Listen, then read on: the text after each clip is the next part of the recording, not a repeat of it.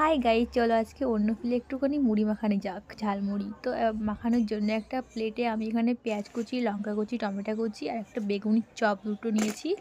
আর এখানে লেবু আর একটা কাপে রয়েছে সর্ষের তেল।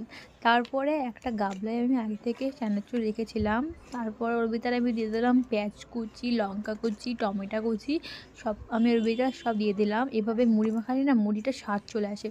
তারপর দিয়ে দিলাম সেই একটা বেগুনি এখানে টুকরো টুকরো কেটে আমি ভালোভাবে মেখে নিলাম। নেওয়ার পরে সর্ষের তেলটা ওর ভিতরে সব ঢেলে দিলাম। ঢেলে দেওয়ার পরে ওর ভিতরে আমি দিয়ে দেবো একটু লবণ। লবণ দিলে পরে, কারণ এখানে সব কিছু দিয়েছি, পেঁয়াজ লঙ্কা, লবণ দিলে পরে একটু ভালো লাগবে, স্বাদ আসবে ভালো। তারপরে আমি ভালো করে মাখছিলাম। মাখার পরে ওর ভিতর আমি দিয়ে দেবো হলো লেবু। লেবু দিলে পরে একটু টক টক লাগে, ঝাল ঝাল টক টক লবণ, ও খুব ভালো লাগবে খেতে। তো দেওয়ার পরে আমি লেবু দিয়ে দিয়েছি ওর ভিতর।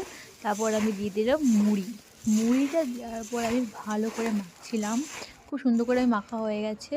মাখা হওয়ার পরে আমি একটা প্লেটে ঢেলে নিয়েছি। তারপরে আমার মুড়ি মাখা রেডি, ঝালমুড়ি। তারপর আর একটা বেগুনি আমি রেখেছিলাম খাওয়ার জন্য শুধু শুধু। তারপরে আমি খেয়ে দেখি খুব ভালো হয়েছে মাখাটা। তোমরাও বাড়িতে এভাবে ট্রাই করে মাখতে পারো, খুব ভালো হয়েছে, দারুণ হয়েছে। তো আমার ভিডিও যারা দেখছো, আমার লাইক কমেন্ট শেয়ার এবং সাবস্ক্রাইব করে দেবে, একটু বেশি বেশি শেয়ার করবে। Bye guys.